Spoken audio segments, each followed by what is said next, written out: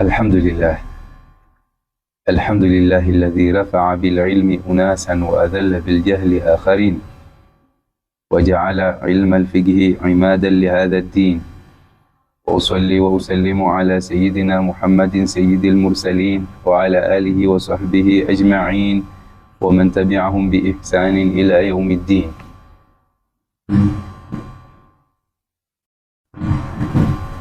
Tutaingia kuelezea arkanul hajj, nguzo za haji.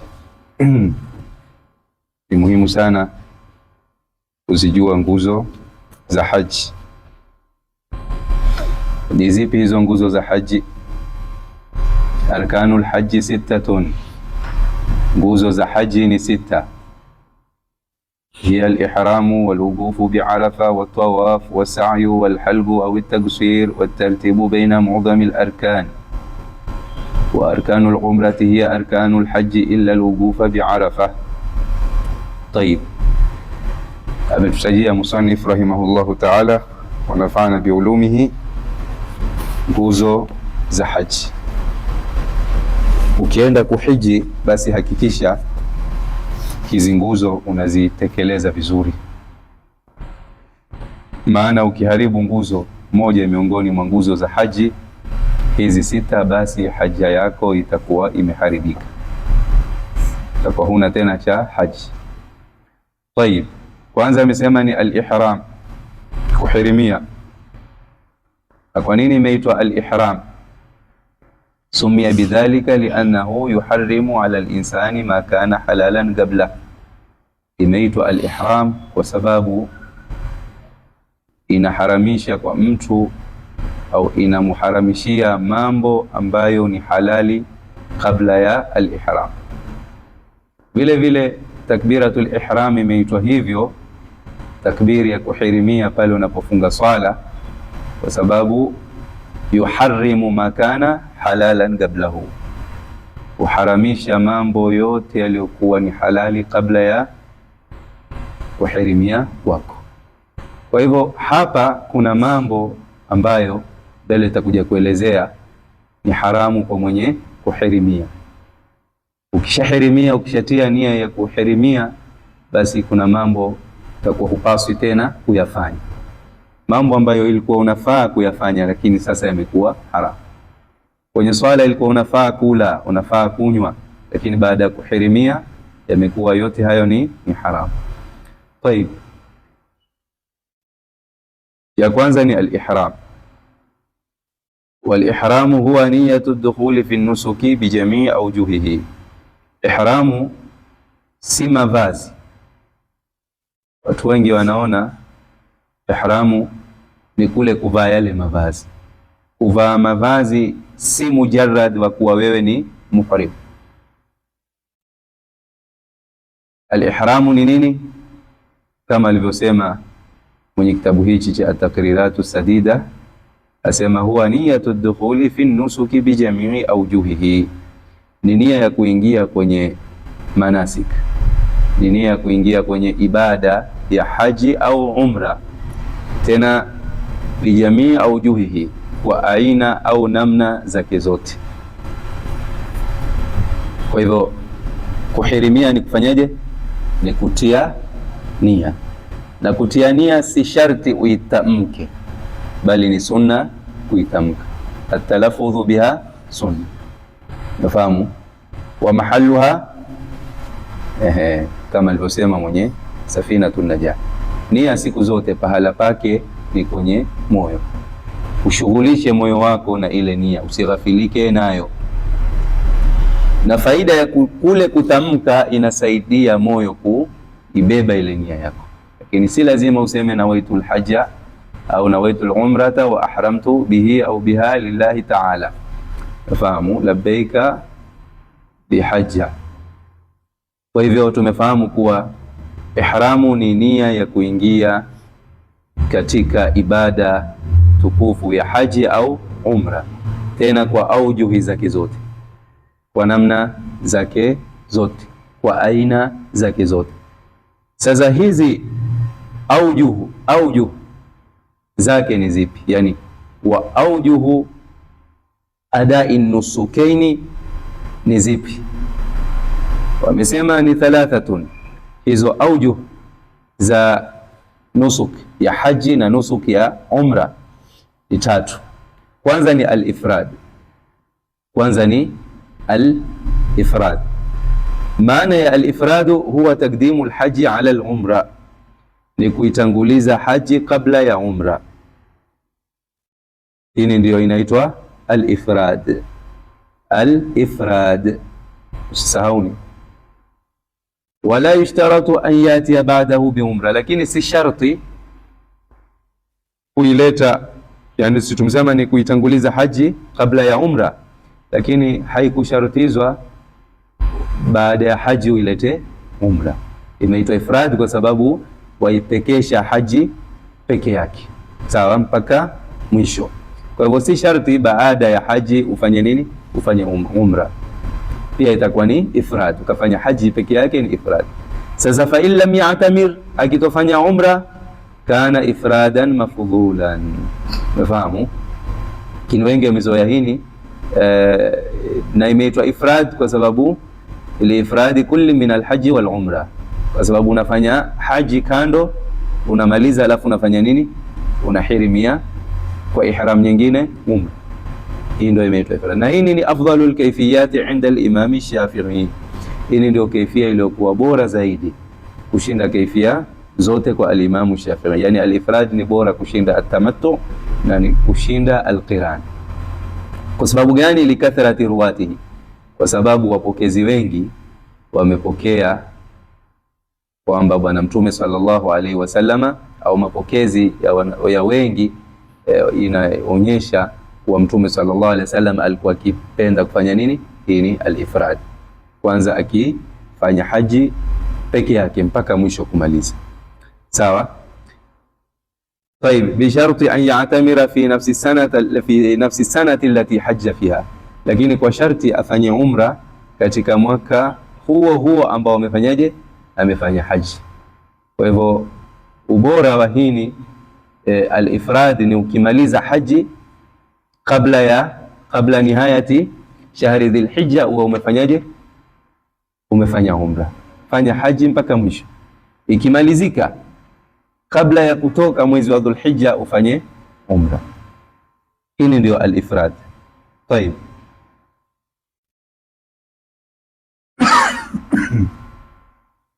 Kisha ya pili ni at-tamattu. At-tamattu hili ni takdimu al-umra ala al-hajj, kuitanguliza umra kabla ya haji. Tamattu yani thumma ba'da al-faragh minha yuhrim bil hajj, baada ya kumaliza umra atahirimia ihram ya haji. Na imeitwa tamattu, sumia bidhalika litamattuhi bimahdhurati al-ihram baina an-nuskaini. Yani imeitwa at-tamattu kwa sababu ya kujistarehesha na mambo yaliyokatazwa kwa mtu aliyehirimia baina ya nusuku mbili. Yani kuelezea kwa lugha rahisi, hii ni tamattu. Imeitwa hivyo kwa sababu katikati ya umra na haji mtu anaruhusiwa kutekeleza yale yaliyoharamishwa kwa muhrim, ndio imeitwa hivyo at-tamattu. Nayo ni kuitanguliza umra kabla ya nini? Haji. Yani anafanya umra, anatoka anamaliza katika ihram ya umra, baada ya kumaliza anaingia katika nini? Anaingia katika ihramu ya haji. Mfano, wewe katika mwezi wa Shawwal umehirimia umra, unamaliza kabisa Shawwal, ikiingia Dhulhijja wewe unaingia kwenye ihram nyingine mpya ya ibada ya nini? Ya haji. Umeona, kuna kutanguliza. Kwanza umefanya nini? Umra mpaka umemaliza, kisha baada ya umra umefanyaje? Umehirimia ihram nyingine ya haji. Hii ndio inaitwa at-tamattu. Umeelewa? Kwa hivyo unamaliza ile ihram ya umra, kisha unasubiri sasa katika miezi ya haji ndio ufanye haji. Kwa hivyo baada ya kumaliza kuna mambo yale yaliyokatazwa, si unayafanya? ndio baadaye ili uhirimie ihramu ya haji. Kwa hivyo kabla ya kuhirimia ihramu ya haji, leo ulipomaliza ihramu ya umra, ulipotoka kwenye ihramu ya umra, unajistarehesha na mambo ambayo umekatazwa, kisha baadaye unakuja unahirimia ihramu ya haji. Hili ndio inaitwa at-tamattu. Katika at-tamattu yajibu alayhi damu bi shurutin arba'a satati fi dima'i al-hajj. Katika tamattu ni lazima damu, ni lazima kuchinja. Chinja ni mbuzi au kondoo. Hii ni kama fidia, lakini kwa masharti manne ambayo yatakuja mbele katika mlango unaoelezea dimaul haji. Tajaribu insha Allah taala kwenda haraka, lakini yale ambayo tutakuwa tumeruzukiwa kutabaruku katika masiku haya matukufu kuelezea hizi ahkam zinazofungamana na haji na umra, basi ni taufiki ya Allah subhanahu wa ta'ala. Tutaridhia hata kile kichache ambacho ametuwezesha. Ya tatu ni alqiran. Alqiran huwa an yuhrima bilhaji wal umrati ma'an, ni kuzifanya kwa pamoja, kuhirimia haji na umra kwa mara moja, kwa wakati mmoja. Au pia yuhrima bil umrati thumma yudkhila al hajj ala al umra, au mfano mtu amehirimia umra kisha akaiingiza haji katika umra, yani lindiraji al asghar fi al akbar. Asghar ni umra, sio akbar ni haji. Kwa hivyo yafaa hiyo indiraji al asghar fi al akbar, lakini wala yasihu an yuhrima bil haji thumma yudkhila alayhi bil umra. Haifai kwanza ahirimie haji kisha aingize umra kwenye haji, yani indirajul akbar fil asghar haifai. Umeelewa? Tayib, kabla shuru'i fi tawaf, yani kabla ya kuanza au kabla ya kuingia katika tawafu ya umra. Falau shara fi tawafi al umra, law ataingia katika, ataanza kuingia katika tawafu ya umra, hapo basi lam yasihha an yudkhila alaiha bilhajj. Nafahamu? Kwa hivyo haifai ile yatakikana kule kuingiza haji, kuingiza haji katika kuingiza umra katika haji, sio ayuhrima tumsema bil umrati thumma yudkhila alhajj ala alumra, yani kuingiza haji kwenye umra, yani indirajul asghar fil akbar. Hiyo ni kabla shuru'i fi tawaf. Kwa sababu gani? Kwa sababu akishaanza tawafi ya umra haiwezekani tena kuibadilisha kwa qiran. Na hapa pia wajibu alayhi damu bi shartaini, atalazimika mtu kuchinja kwa masharti mawili. Hayo pia yatakuja katika dimaul haji. Sasa hapa hebu tuelezeni tofauti baina ya atamattu na qiran, ili hizi nusu kaini hizi auju iza nusuk ya haji na umra, al-ifrad, al-tamattu, al-qiran. Lakini kwenye al-ifrad hakuna cha damu, hakuna fidia. Ndio maana pia imekuwa bora, kwanza haina karaha kwa wanazuoni na haina khilafu nyingi, na ibada ambayo haihitaji damu inaonesha kuwa ibada hii iko kamili zaidi kuliko zile ambazo zinahitaji nini? Damu. Sasa tofauti kati au baina ya atamattu na qiran, tofauti ni ipi? Kwanza tumeona kuwa kuna ihram mbili kwenye atamattu, sio? Kwanza unatanguliza umra kisha nini? Kisha haji. Ufahamu? Kwa hivyo ziko ihram mbili, lakini kwenye qiran ni ihram moja. Yani kwanza ni ifrad kwa ubora, kisha ni atamattu, kisha ni alqiran.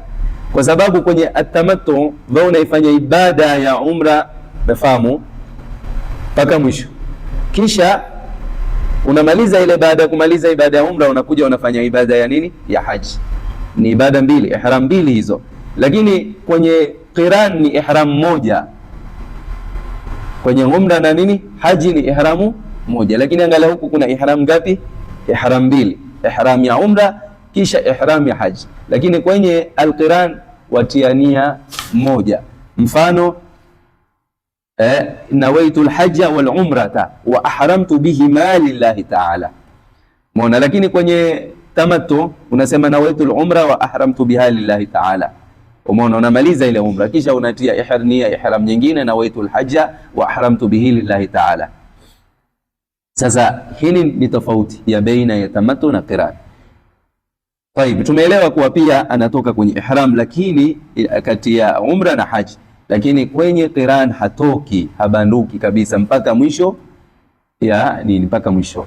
Na kwenye umra kwenye tamattu kwanza unafanya umra kisha unafanya haji, lakini hii zote kwa pamoja. Ana raha katikati kwenye tamattu, lakini kwenye alqiran hana raha, hana muda wa kujistarehesha. Kama tulivyoelezea kwenye tamattu unafanya umra unamaliza, alafu unafanya mahdhurat, kisha unaingia kwenye haji, kwenye nini, unaingia kwenye amali ya haji. Tayeb, kwa ihram yake kama tulivyoeleza. Tayeb, nimekariri hapa kwa sababu hapa naona wanafunzi wengi wanapata tabu sana kuelewa kwenye hizi aujuhi an-nusukaini, lakini natumai insha Allah taala kwa kukariri kwangu hakukuwa bure, itakuwa imeeleweka vizuri. Hapa tumejua al-ifrad, tumejua at-tamattu na tumejua na al-qiran insha Allah taala. Tayeb, lakini hebu niulize, kwenye ifrad mathalan unataka kufanya haji peke yake, utatia nia vipi? Nawaitul hajja wa ahramtu bihi lillahi ta'ala. Msisite, ni bora nikisikia napata wana uhakika kwa wanafunzi wameelewa hili somo vizuri. Tayeb, kwenye umra mfano tamattu, wewe waanza kufanya umra, utatia nia gani unapotaka kufanya umra? Nawaitul umrata wa ahramtu biha lillahi, bihi dhamiri bihi kwenye haji, biha kwenye umra, wa ahramtu biha lillahi ta'ala. Nuzuri pia useme labbaik allahumma bihajja, sawa, kwenye haji na kwenye umra. Tayeb, ukitaka kufanya zote mbili kwenye qiran, haji na umra zote pamoja, utatia nia vipi? Vizuri kuandika kama huyu ili asipate kusahau. Nawaitul hajja wal umrata wa ahramtu bihima lillahi ta'ala. Mashaallah, Mungu awazidishie ufahamu wenu, naona mmefahamu vizuri sana. Tayeb, kisha katika ihram kunao sunna zake, wacha tutataja hizi sunna inshallah. Darasa itakayofuata tutaenda kwenye nguzo ya pili ya haji, tutapita haraka haraka na tutataja sunna zake inshallah mpaka tuzimalize hizi arkan kwa haraka haraka, na ndio kisha baadaye tuende kwenye wajibatul haji inshallah. Siku tunazo, tukiafikiana tunaweza hata kufanya madarasa mawili kwa wakati mmoja, ni kushauriana na kupangana, lakini yawezekana siku tulizokuwa nazo ni chache sana inshallah. Allah atatuwafikia inshallah. Tayeb, kuna sunna za ihram. Tumeelewa kuwa ihram si mujarrad wa kuvaa nini, mavazi, bali ihram ni nini? Ni ile nia ya kuingia, ya wewe kutaka kuingia kwenye nini, kwenye manasik za haji. Tumeelewana? Tayeb, kwa hivyo si mujarrad wa mavazi, bali ihram ni nini? Ni nia. Mashaallah. Sasa tuziangalie ni hizi sunna za ihram. Sunanul ihram, kuna sunna ambazo nyingi ziko, sunna ambazo ni kabla, yani kabla ya kutia nia, kisha kuna na sunna ambazo zinakuja au zinafuata baada ya kutia nia. Tumwachie musannif asema sunanul ihram. Ya kwanza ametaja ni gasu sharib, kupunguza masharubu, si kunyoa. Kiambia gas ni kupunguza. Wa tamshitu sha'ri lihya, kuchana ndevu. Hizi ni sunna kabla hujatia nia ya kuhirimia, kwa sababu kupunguza masharubu na kuchana nini ndevu, zikidondoka ndevu hizi zitaingia kwenye muharramatu al-ihram. Fai kwenye tutakuja mbele huku kuelezea muharramatu al-ihram. Fai kupunguza masharubu, fai kukata kucha, hizo ni katika muharram. Sasa hizi ni sunna ambazo wazitekeleza kabla ya kutia nia ya ihram. Tayeb, sunna ya pili ni natful ibti. Natful ibti, kusumua nywele za makwapa, sunna kabla hujatia nia ya kuhirimia. Ya tatu ni galmul adhafir, kukata kucha, kupunguza pia vile vile punguza kucha. Anasema kafikiria kucha yote kupunguza, sawa. Halbu sha'ari al-ana, kunyoa nywele za chini. Naona wanaelewa haraka sana. Kwa hivyo hii darasa singeni kwenu. Tayeb, hizi huitwa hisalul fitra. Uzuri watu wajipambe na hizi sunna na adabu. Alislamu nadhif, Uislamu umehimiza sana nadhafa, wala isionekane kuwa hizi ni sunna wakati wewe waelekea kuhirimia. Hizi ni sunna za ambazo wewe waishi nazo. Yatakikana mtu kwa wiki apunguze nywele zake za chini, akate kucha ikifika Jumatatu, Alhamisi, Ijumaa, vizuri kila wiki. Hizi sunna, punguza masharubu, punguza nywele, ziweke katika level moja au level ya kupendeza. Alislamu nadhif, ndugu. Uislamu ni mambo mazuri, mambo masafi. Uislamu umetufundisha adabu nyingi sana, nyingi katika kila nyanja, kwenye mpaka mambo ya kwenda kujisaidia chooni, kenda kulala, ukila, utembea. Uislamu haukubakisha kitu chochote. Utapata wapi adabu hizi kwenye dini nyinginezo? Hakuna, uwezi kupata isipokuwa kwenye dini ya Uislamu peke yake. Inna dina inda Allahi al-Islam wa man yabtaghi ghayra al-Islami dina falan yuqbala minhu wa huwa fil akhirati min al-khasirin. Dini ni ya Uislamu pekee. Uislamu umekuja kuondosha utumwa. Uislamu umekuja kuondosha tamaduni mbovu.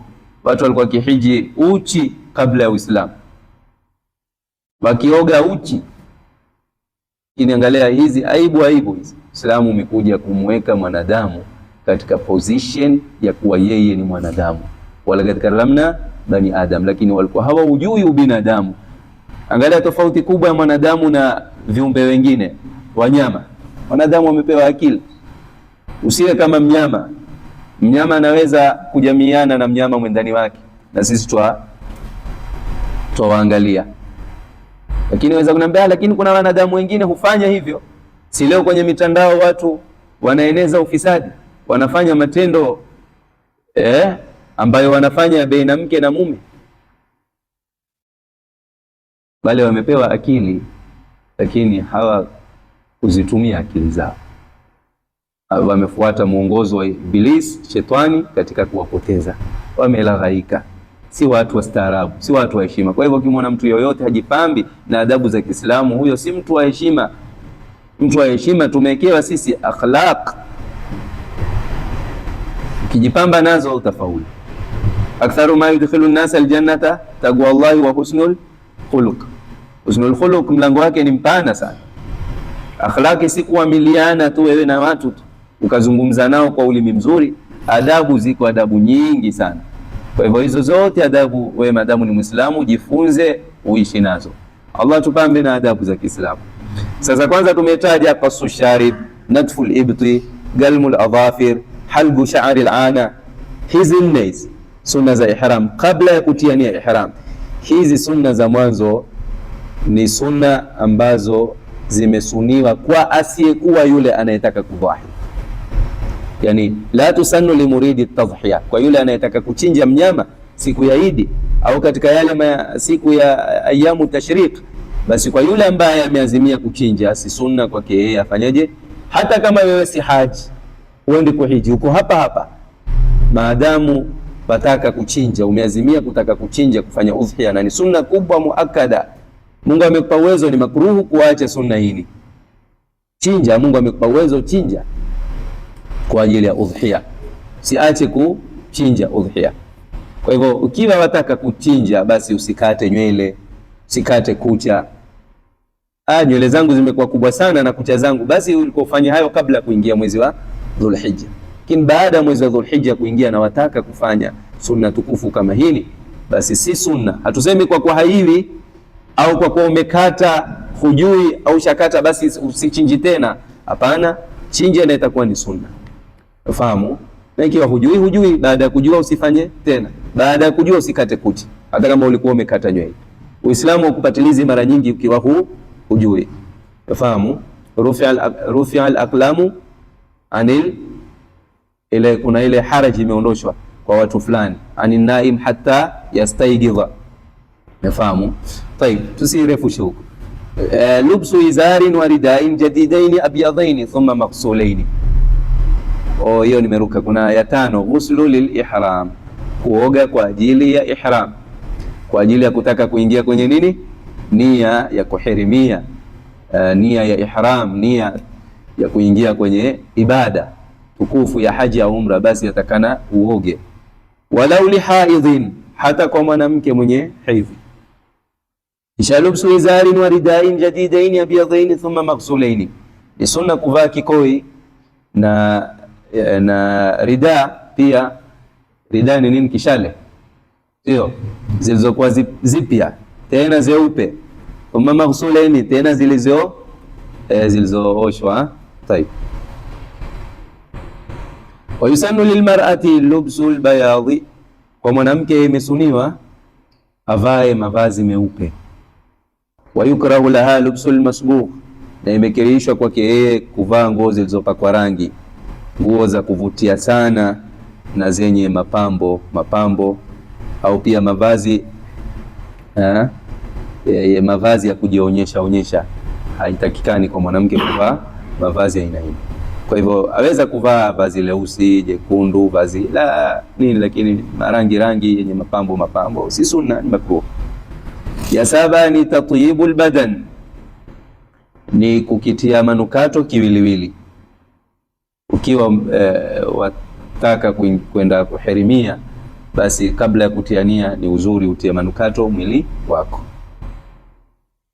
Tatyibul badan duna rida, si ile nguo ambayo wewe utakwenda kuivaa kwa ajili ya kuhirimia. Kwa sababu gani? Sababu ukitia nguo ile inaweza kushika harufu mpaka baada ya kutia nia ya ihram, ikawa ile harufu bado iko, na hii itakupelekea wewe kufanya jambo lililokatazwa kwa mwenye kuhirimia. Baada ya kutia nia ihram, nguo yako haipaswi, ile unayohirimia haipaswi kuwa na harufu ya manukato. Kwa hivyo tia kwenye mkono, tia kwenye shingo, ni kwenye mkono, lakini usitie kwenye ile nguo ambayo wewe unaenda kuhirimia nayo, kwa sababu baada ya kutia nia ihram, ile nguo ikiwa ina harufu ya manukato itakufutisha fadhila katika haji, na huenda ikakupelekea kufanyaje, utoa fidia, uchinja mnyama huko. Tayeb, kwa hivyo ni sunna tatyibul badan illa lisaim, isipokuwa kwa mtu aliyefunga. Mtu mwenye kufunga, yani isipokuwa kwa mtu mwenye kufunga. Mtu mwenye kufunga si sunna kwake kufanyaje, utia manukato. Uwe haji usiwe haji, yani uwe wewe waelekea kwenda kuhirimia, au wewe uko nyumbani tu. Unafahamu, ukiwa umefunga kama sasa hivi mashallah, alhamdulillah tumefunga, ini si uzuri mtu kutia manukato. Ramadhani utakuta baadhi ya watu wenda madarasani, tafikiri wenda harusini, wamealikwa nikah, perfume, tena perfume mzito. Itakikani hizo zote ni makruh, kuondosha zile, hufutisha zile fadhila za funga. Wamesema walau li muridi aljuma, hata kwa anayetaka kwenda juma ni sunna mtu atie manukato, lakini ukiwa umefunga si sunna kutia manukato, isipokuwa iko kauli, nafikiri ni Sheikh Ba Makhram amesema kwa li muridi aljuma yafa, kama ambavyo ni sunna kwake kuoga, basi ni sunna kwake kutia manukato, lakini si uzuri kutia manukato kwa mwenye kufunga na kwa mwenye kufunga hata kama yuaelekea wapi, juma. Tayeb, masala marefu haya. Wabain, pia mwanamke ambaye ni bain, yani hana hukumu tena ya mke, hakuachwa talaka rajiia. Mfano mwanamke ameachwa talaka 3, huyu ni makruhu pia kwake kutia manukato kabla ya ihram. Na pia tuelewane vizuri, mwanamke si sawa kutia manukato, kujipaka manukato kupita mbele ya wasiokuwa maharimu zake. Kuna katazo kubwa Mtume sallallahu alaihi wasallam amekataza katika hadithi, ayyuma imra'atin ista'tarat famarrat ala qaumin liyajidu rihaha au liyashumma rihaha fahiya zaniya. Mwanamke yoyote, ayyuma imra'atin, umeona, ista'tarat, aliyejipaka, aliyejipulizia manukato, famarrat ala qaumin, kapita kwa watu ambao si maharimu zake, watu ambao ni ajnabi zake, waona wapate kusikia ile harufu ya manukato yake. Basi Mtume sallallahu alayhi wasallam amesema fahiya zania, mwanamke huyo atakuwa amezini. Lakini leo wanawake wa kisasa ni nadra kupata mwanamke endao pahali bila kujipaka manukato, hasa akiwa anatoka anaenda harusini, amealikwa, anaenda kwenye holi. Basi mwanamke huyo bila kutia manukato, majority yao maskini watapita mbele yako, utasikia harufu ya manukato mazuri. Hii inapelekea mwanamke kuvutiwa naye. Wajua mwanamume anaweza kuvutiwa na mwanamke hata bila kumuona, na manukato ni miongoni mwa wasila unaompelekea mwanamume kuvutiwa na mwanamke. Sasa angalia wanawake wangapi leo, na wanawake wa Kiislamu ndugu, waangalieni siku ambayo wao wanakwenda kwenye holi, kuna harusi fulani, wakikupita ni nadra kupata mwanamke atakupita hakutia kujipuliza manukato. Na kama utamuuliza mbona unajitia manukato wewe, atakwambia kwani sisi tuenda kwenye msiba. Unaona maneno alfadhi za bazo si mzuri kabisa. Sheikh, ni Mtume amekukataza wewe, fanya kama wamjibu Mtume sallallahu alaihi wasallam, ndiye amekuuliza hivyo. Kweli hayo majawabu ya kumjibu Mtume sallallahu alaihi wasallam? Mtume amekukataza, katazo liko wazi kabisa. Hawasikii lugha, wataka kutimiza miradi yao, malengo yao. Shetani anafurahi wewe unamuudhi Mwenyezi Mungu, unamfurahisha shetani. Kweli wewe ni kijana wa Kiislamu, tena hasa wanawali wanaoinukia sasa hivi. Hii generation ni ngumu ndugu, generation ambayo wewe ukimwambia mtu la haki atakujibu majawabu ambayo siku nyingine hutomwambia tena, na wengine ushtakiwa haswa kwa nini umeingilia mambo yake. Wewe kijana cha Kiislamu ndugu, buibui unalovaa kuonekana mpaka ile nguo ya ndani shapu yake. Hebu niambie wewe, ujaribu tu kumwambia, na uwezi kumwambia, unanyamaza sakit kabisa. Sababu unajua hapa nikimwambia basi nitaletewa mapolisi ndani ya nyumba waje wakuchukue. Umma umepotea. Sayati ala nasi zamanu algabidhu ala dinihi kalgabidhi ala aljamra. Mtume sallallahu amezitabiri zama hizi kuwa wanadamu zitawafikia zama alqabidhu ala dini, mwenye kushika, mwenye kuthibiti, mwenye ukita kwenye dini yake ni kalqabidh ala aljamr. Hebu angalia hono mfano, hiyo tashbihi ni tashbihi yenye uzito kiasi gani. Hivi wewe unaweza kushika kulikamata kala moto hivi? Hebu likamate, uwezi. Sasa leo dini imefika ukingoni kiasi hicho. Haya mambo ya aibu, mtilie manukato mumeo. Sasa hata uko harusi wewe mtilia nani? Wanaume leo hii wanalalamika jinsi wanavyojipamba wanawake wanavyokwenda harusini, lakini hawapambii waume zao yale. Kuna mume wiki mzima hana nishati na mke wake, wao umejiweka kichokora kabisa, wiki mzima hana ile hamu ya kutaka kujamiiana na mke wake. Lakini hebu mtilie hizo zeudi, mwekee ushungi, mwekee nundu ile, mpambie mume wako tu chumbani, wewe na yeye tu. Hujakatazwa mapambo, mvalie mkufu wa dhahabu, kipuli cha dhahabu, bangili za dhahabu. Hayo ndio mambo yanayotakana, lakini hufanywa wengine. Ndio fahia zania. Mungu atupe thabati, tupe uelewa katika dini. Tayib. Tatyibu albadani duna rida, lubsuna alaini. Ya nane hiyo, kuvaa viatu viwili. Wengine hawapendi kuvaa viatu. Kuna watu hawapendi kuvaa viatu. Rak'at al-ihrami wa yagrau fihima suratay al-ikhlas. Muradi wa sura mbili za ikhlas, ya kwanza ni suratul kafirun, ya pili ni suratul ikhlas. Suratul kafirun pia miongoni mwa majina yake inaitwa nini? Suratul ikhlas, sura ya kumwahidisha Mwenyezi Mungu Subhanahu wa Ta'ala. Kwa hivyo ni sunna kuswali raka mbili. Hizi pia ni kabla ya kutia nia ya ihram. Tayeb, ya 10 at-talaffudhu bin-niyya wa bi awwali talbiyatin sitra. sirra wa bi awwali talbiyatin sirran, kuitamka nia. Tumetaja swala la kuitamka nia ni sunna, fahamu. Wa bi awwali talbiyatin, na katika ile mwanzo wa ile talbia ya kwanza kwa siri. Taib, ziko sunna ambazo kama hii ni talbia baada wa hizi talbia baada ya kutia nia ihram, ni sunna talbia ifuate. Talbia inakuwa ni sunna mara nyingi baada ya nini? Baada ya kutia nia ihram. Pia sunna nyingi baada ya kuhirimia, kumdhukuru Mwenyezi Mungu, kathratu dhikri wa dua, kumdhukuru Mwenyezi Mungu kwa wingi. Sio kwa baada al-ihram basi, hizi sunnatul ihram basi baada al-ihram. Wewe sunna nyingi basi baada ya kuhirimia. Unapoenda katika kila eneo utakuta ziko sunna nyingi za kusubiri, kama tutakavyokuja kuona baada ya al-ihram ni sunna gani.